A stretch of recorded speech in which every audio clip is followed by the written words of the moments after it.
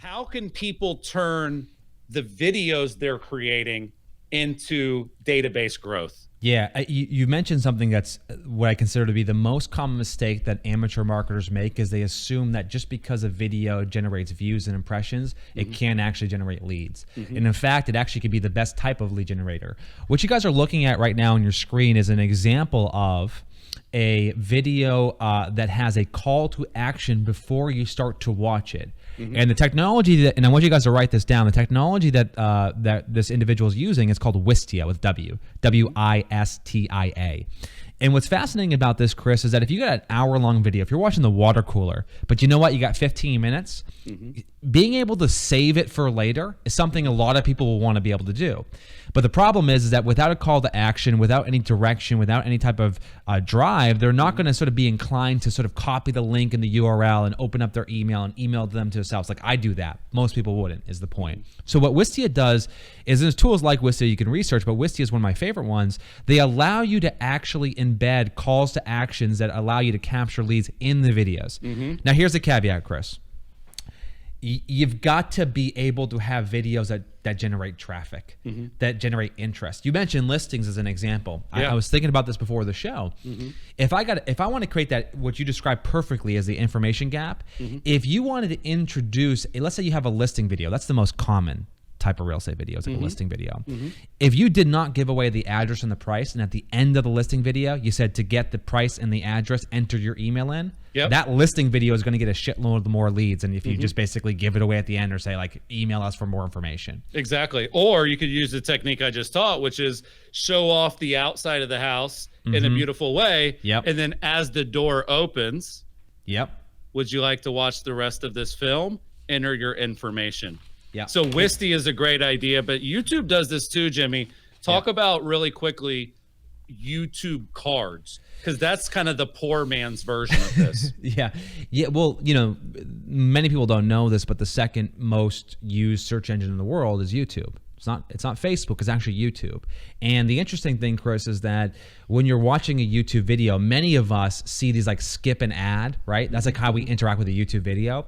But when you're watching a YouTube video, you actually have the ability to have an overlay on the video, which can drive that individual to filling out a form on a landing page.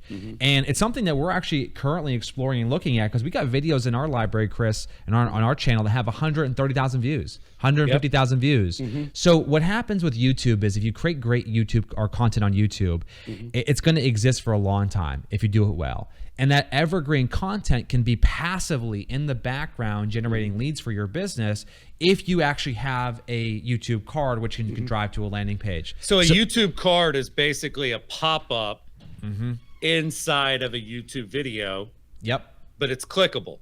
Exactly. That's so exactly in theory, I'm watching a video about a listing, and then you could drive me to subscribe to get my home's value. And I think that you're going to hear me say this over and over again in today's show. Like the relevancy of the call to action is going to directly impact the amount of leads you generate. So if the video is about listings or a listing, then making the call to action about getting the price is going to get you the best results.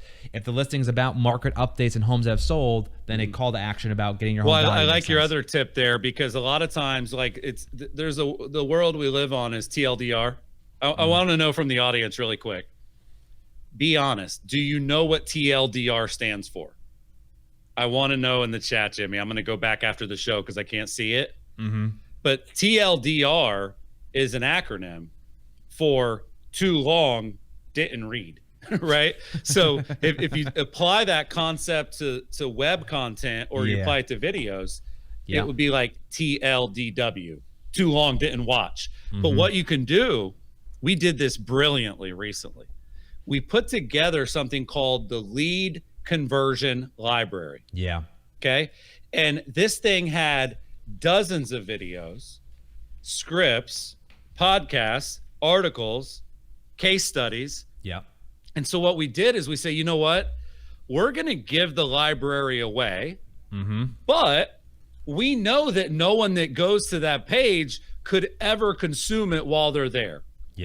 And so we literally at the top, and I know you're going to show how this works in a second, but we basically did a pop-up that said, if you don't have time to watch all these right now, you can just send this to yourself via email.